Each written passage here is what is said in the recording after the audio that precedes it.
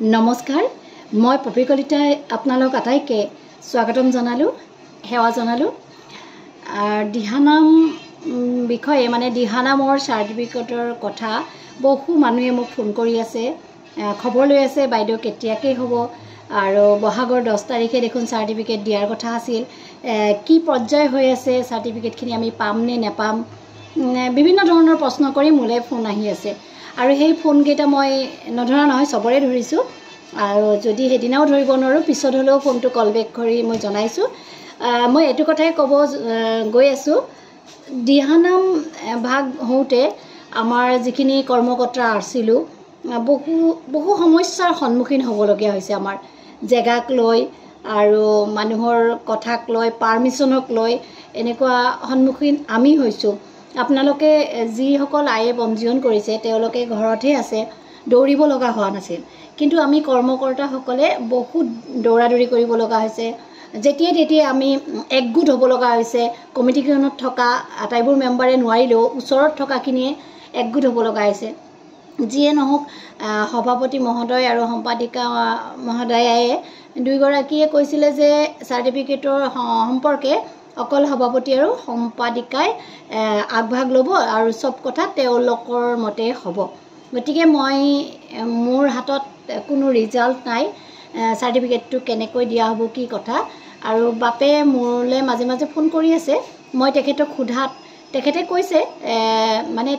Fix তাৰিখ এটা কোৱা নাই কিন্তু কি কাৰণত দিয়া নহল সাৰ্টিফিকেটটো 10 তাৰিখে মই সুধিছিলো তেতিয়া কৈছিলে ইলেকচনৰ সময়টো এনেকুৱাকৈ হ'ব বুলি ভবা নাছিলো গতিকে গেদাৰিং এটা কৰিব পৰা নাযাব ইলেকচনৰ আগমুহূৰ্তত ময়ো মানি ললো ঠিকে আছে সিচুৱেশনটো ইমান ভাল নহয় ইলেকচনৰ আগত এই কাৰণে আমি সাৰ্টিফিকেটৰ কথাটো থৈ দিলো আৰু মহোদয়ক মই সুধিছিলো যে কিবা তাৰিখ লৈছে নেকি তেতিয়া তেখেতে বৰ্তমান তাৰিখ লোৱা নাই বুলি কৈছে আৰু বিশেষকৈ তেখেতে পৰ্যায় চলাই থকা বুলি কৈছে সাৰ্টিফিকেটৰ কাম চলাই আছো আৰু অতি সোনকালে সাৰ্টিফিকেটখিনি দিয়াৰ ব্যৱস্থা আমি কৰি আছো আৰু দিয়াও হ'ব কেনেকৈ দিয়ে কি দিয়ে তে সবিশেষ জনাব এতিয়ালৈ সকলো কথাখিনি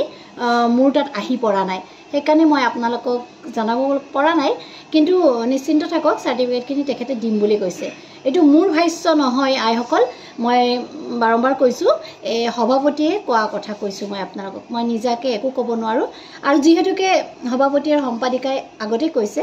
এই বিষয়ে তেওঁলোকৰ লগতহে আলোচনা কৰা হ'ব অইনৰ লগত নহ'ব গতিকে আমাৰ হাতত সাৰ্টিফিকেটৰ বিষয়ে তথ্য নাই আৰু তেওঁলোকে কেতিয়া দিব কি কথা হেতু নাজানো কেনেকৈ দিব হেতুও নাজানো আমাক জনালে আমি আপোনালোকক জনাই দিম আৰু বহুত আয়ে কৈছে সাৰ্টিফিকেটখনত পইচা বিচাৰিব নেকি কিবা মই হেবিলাকো নাজানো পইচা বিচাৰে নে নিবিচাৰে মই এইবিলাক একো নাজানো আৰু বাইদেউ আপুনি আমাৰ সাৰ্টিফিকেটখন কিবা কৰি হলো আনি দিব হেতু সম্ভৱ নহয় কাৰণ মই এগৰাকী নহয় মঙ্গলদৈ মানে দৰং উদালগুৰি ডিস্ট্ৰিক্টতে 7,500 মহিলা আছে আৰু বা বেলেগকে কেনেকৈ আছে বহুত নাজানো ইমানখিনি আই হয়তো যোৱা নাই যিখিনি আয়ে গৈছে অনুষ্ঠানটোত ভাগ লৈছে তেওঁলোকে এই সাৰ্টিফিকেটখিনি সংগ্ৰহ কৰিব পাৰিব বা তেওঁলোকে পাব গতিকে কোন গৈছে কি নগৈছে হেবিলাক ডকুমেন্টছ মই অলৰেডি তাত জমা দিছো আপোনালোক যিমানে কাগজ দিছে মই সকলোখিনি অলৰেডি জমা দি দিছো তাতে গতিকে আপোনালোকক কি হিচাপে সাৰ্টিফিকেটখিনি কেনেকৈ দিয়ে মই নাজানো আৰু মই যিমান পাৰো চেষ্টা কৰিম আপোনালোকক দিবলে মোৰ মানে এটাই কথা হ'ল নাম আখাৰ ধৰিম বুলি কৈছিলো যেনেকৈ নহওক কষ্ট স্বীকাৰ কৰি আমি নাম আখাৰ ধৰিলো আটায়ে লগ হলো যেনেকৈ নহওক 3টা ভাগত হওক 4টা ভাগত হওক ভাগ কৰি হলো আমি দিহানাম ভাগ আওৰালো গুৰু দুজনাৰ যি অমৰ সৃষ্টি এইখিনি একেলগে গাব পাৰিলো হেতু ভাল লাগিছে আৰু বহুত কিবা কিবি বদনাম পালো নাপাবলগীয়া যেটো আমি নহয়ে তেনেকুৱা কথা পালো যিয়ে নহওক গুৰু দুজনাৰে আশীৰ্বাদ বুলি হিৰত লৈ আগবাঢ়ি গৈ আছো আৰু আপোনালোকে গমে পাই মই এতিয়া বৰ্তমান শুটিংতে আছো শুটিংৰ পৰা ভিডিওটো বনাবলৈ মোৰ অকমান ঘৰত প্ৰবলেমো হয় নেটৱৰ্কটো নাথাকে ভিডিও বনালে দিব নোৱাৰো সেইকাৰণে মই শুটিংৰ পৰাই বনাইছো আৰু এইখিনি সময় লাঞ্চ ব্ৰেক দিছে আমাৰ সেইখিনি সময়তে মই কথাখিনি আপোনালোকক জনাব গৈ আছো আৰু সভাপতি মহোদয়ে মোক কৈছে তেখেতে কিবা এটা বেলেগ ব্যৱস্থা কৰি আছে সাৰ্টিফিকেটখিনি কেনেকৈ আপোনালোকৰ তাত পঠাব, কেনেকৈ দিয়া হ'ব, আপোনালোকে কেনেকৈ পাব, সেইখিনি মোক সবিশেষখিনি জনোৱা নাই আৰু তাৰিখ ফিক্স হোৱা নাই। সেইকাৰণে মই আপোনালোকক ঠিক জনাব নোৱাৰোঁ, কিন্তু পাব, নোপোৱা নহয়। তেখেতে কোৱা মতে আপোনালোকে চাৰ্টিফিকেটবোৰ পাব। আৰু কিছুমানে এনেকুৱা হৈছে, বাইদেউ পইচা যি লাগে তাকেই দিম, চাৰ্টিফিকেট কাৰণে দিয়ক, সেইটো নকৰিব। সকলোৱে সমানকৈ সমান মৰ্যাদাৰে দিহানামত ভাগ লৈছে আৰু সমান মৰ্যাদাৰে আপোনালোকে চাৰ্টিফিকেটখন পোৱাটো আমি বিচাৰোঁ। কোনোবাই কাৰোবাৰ যোগেদি 1000, 100 কিবা টকা দিও, এইবোৰ কাম আপোনালোকে নকৰিব আইসকল। আমি ঠিকেই থাকোঁ, কিন্তু আপোনালোকৰ আইসকলৰ মাজৰে কোনোবা গৰাকী আয়ে বহুত বেয়া কৰে, যেনে ফৰ্মখন 200 টকা হ'লেও দিয়ক। গতিকে সেই মানুহজনীৰ তাত নাথাকিলেও ক'ৰবাৰ পৰা কষ্ট কৰি ভাড়া ভৰি আনি দি হয়তো তেনেকৈ লৈছে 200 টকা। সেইবিলাক কৰিব নাপায়, যিটো প্ৰাপ্য সেইটোহে দিব লাগে। চবেই এটাই, চবৰ কাৰণে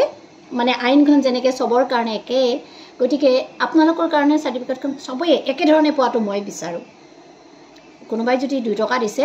চবেই 2 টকাই দিব লাগিব।